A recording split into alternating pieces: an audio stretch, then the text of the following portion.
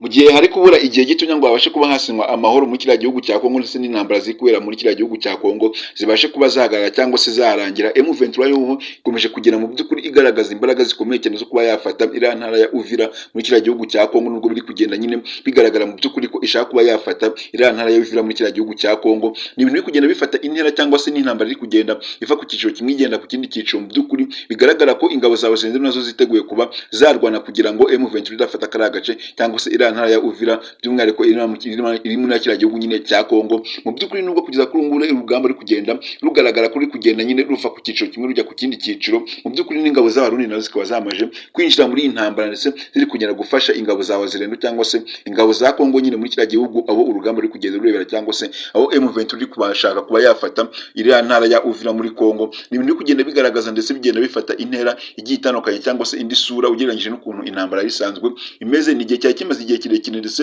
hagati ya M23 n'ingabo za Wazirendo bamaze nyine igihe kirekire batarwana, ariko kugeza kuri ubu ngubu nuko intambara imaje kumara iminsi 4 cyangwa se 3 ingabo za M23 ndetse n'ingabo za Wazirendo byongeye kurwana. Mu by'ukuri ni igitero cyatangijwe n'ingabo z'Abarundi mu by'ukuri ubwo barasaga nyine ku ngabo za M23 ari muri Kongo aho zari ziri. Ni igitero nyine aho Abarundi bamaje guhuzwa n'ingabo za Kongo kugira ngo babashe kuba barwanya ingabo za M23 ziri muri buriya butaka bwa Kongo. Mu by'ukuri ni ibintu biri kugenda nyine bigaragara, nubwo bari kugenda nyine abantu bagenda bavuga ko Uburundi nabwo nyine hari ikintu kibujyanye muri Kongo cyangwa se ari nk'imitungo wenda bashaka no kuba bakura muri Kongo, akaba ariyo mpamvu bagiye kuba bafasha nyine ngo Kongo kugira ngo babashe kuba barwanya ngo M23 by'umwihariko muri Kongo ngo iri gushaka kuba yafata ngo iriya ntara ya Uvira. Mu by'ukuri rero ni harabura igihe gito kugira ngo amasezerano asinywe muri Kongo ndetse intambara zose ngo zibashe kuba zahagarara muri Kongo. Ariko nubwo nyine mu by'ukuri bashaka ko izi ntambara zahagarara muri Kongo, ariko M23 yo iri gushaka kuba yamaje gufata iriya ntara ya Uvira kugira ngo ibashe kuba nayo yayishyira mu zindi ntara yagiye ibasha kuba yafata,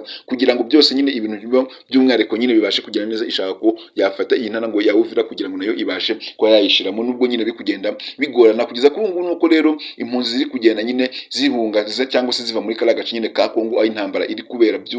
Mu by'ukuri nyine bigaragara ko nyine nta mutekano cyangwa se ari intambara igiye igaragara cyane cyane, kuko abantu bo batangiye kwimuka cyangwa se batangiye guhunga bajya mu bihugu bigiye bitandukanye cyangwa se mu bihugu baturaniye na Kongo. Abakongomani nyine batangiye kugenda bimuka kugeza kuri ubu ndetse no mu Rwanda bari kugenda bahagera impunzi, bari kugenda babakira mu Rwanda ndetse impunzi ziri kuva muri Kongo u Rwanda ruri kugenda ruzakira neza cyane runabatuza ahantu heza cyane. Mu by'ukuri nyine bigaragara ko nyine u Rwanda, umubano w'u Rwanda na Kongo mu by'ukuri ari umubano nyine ushobora kuba umeze neza. Mu by'ukuri nubwo intambara iri kugumeza nyine irimbanyije ari muri kiriya gihugu cya Kongo, abaturage nyine bari kugenda bagaragaza ko intambara ifite intera ndetse iri kugenda izamuka ubwije nuko bukeye, kuko biri kugenda bigaragara ko hari kugenda hamara akanya gatonya batari kurwana ndetse hakongera agashira akandi kanya bakongera bakadwana nyine bagafata akanya ko kuruhuka, bakongera bagafata n'akandi kanya ko kuba barwana. Mu by'ukuri ugeze hano mu Bugarama cyangwa se ugeze nyine hari umupaka wa Kongo n'u Rwanda by'umwihariko i Rusizi muri Bugarama, nyine nta kindi uri kubona n'ibisansu, nta kindi uri kumva n'amasansu hagati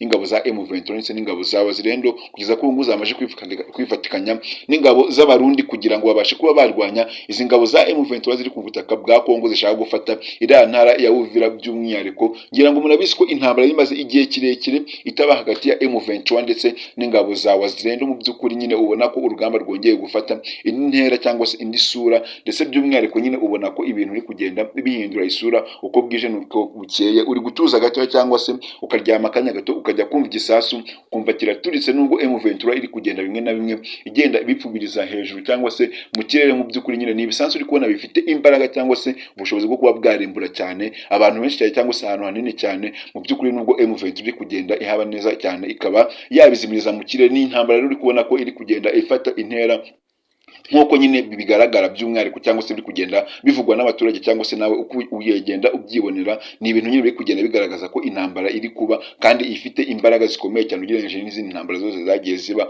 nk'uko nyine bigaragara ko M23 igomba ishaka kuba yafata iyi ntara ya Uvira mu gihe gito cyane gisigaye kugira ngo babashe kuba basinya amasezerano mu gihugu cya Kongo. Rero ngo intambara zibashe kuba zagabanuka. Mu by'ukuri no mpamvu iyi ntambara ikomeye cyane kandi iri kugenda nyine mu by'ukuri igenda itera ubwoba abantu benshi cyane bagiye batandukanye. Kuza kuri ubu rero abagore batwite bo muri cyangwa se mu mirenge ituraniye nyine na Kongo bari kugenda bimuka bajya mu yindi mirenge cyangwa se bajya mu tundi duce kuko batwite nyine mu by'ukuri kugira ngo abana batazahungabanira mu nda cyangwa se ibisasu bitazabagiraho ingaruka bari mu bakaba bavuka nyine bafite ibindi bibazo bigiye bitandukanye. Ari nayo mpamvu rero leta iri kugenda ibimura cyangwa se nyine bagenda bimuka. Mu by'ukuri ni ibintu biri kugenda nyine bifata intera by'umwihariko kuko n'impunzi nazo ziri kugenda zihundwa kandi ziza mu Rwanda ndetse zinagenda zakirwa uko bwije n'uko bukeye. Mbere y'uko dukomeza rero n'aya makuru ya M23 ndetse n'ingabo za Wazirendo mu by'ukuri mu cya gihugu cya Kongo, reka menye neza ko wamaze gukora subscribe kuri Peakwezi TV kugira icyo ukomeza kurana natwe mu zindi video tubategurira umunsi ku munsi gatanu kuri gatanu by'umwihariko n'aya makuru nyine abagiye agezweho ingabo za M23 ndetse n'ingabo za Wazirendo. Kuri ubu ngubu rero n'ingabo z'abarundi zikaba zamaje kwiyunga ku ngabo za Wazirendo cyangwa se zirangabo zo muri Kongo bashaka kuba barwanya M23 kugira ngo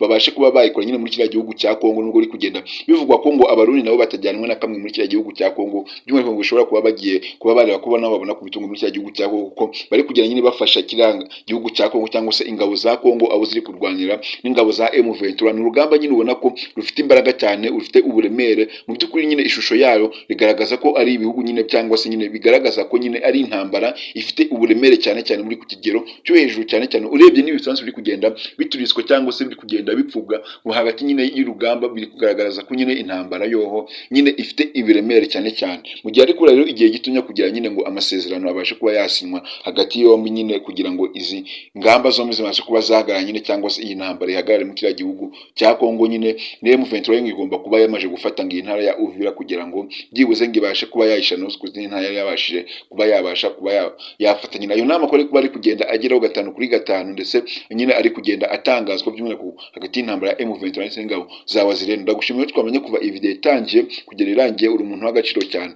Ariko nimba iyi video wayikunze kora like, utere comment ndetse unayishirenge ku nshuti zawe kugira ngo nawe wabashe kumenya aya makuru meza abagiye agezweho by'umwihariko hagati y'urugamba rwa M23 ndetse n'ingabo za Wazirendo. Kuri ubu ngubu zamaje gufatikanya n'ingabo z'abarundi zirwanya M23. Ariko nanone ikintu nyamukuru nimba uri kunonorwa mbigeze kuri channel yacu ya Peakwezi TV, kora subscribe wiko gufungura inzogera kugira ukomeza kubana natwe mu zindi video tubategurira umunsi ku munsi gatanu kuri gatanu. Nkwibuza ko iyi channel ubwo ushobora gusanga amakuru mu Rwanda nkanga abagiye agezweho cyangwa se hirya no hino ku isi. Aya amakuru ya M23 ndetse n'ingabo za Wazirendo ari muri kiriya gihugu cya Kongo kugeza kuri ubu ngubu zamaje kwiyungaho n'ingabo z'abarundi zirwanya M23.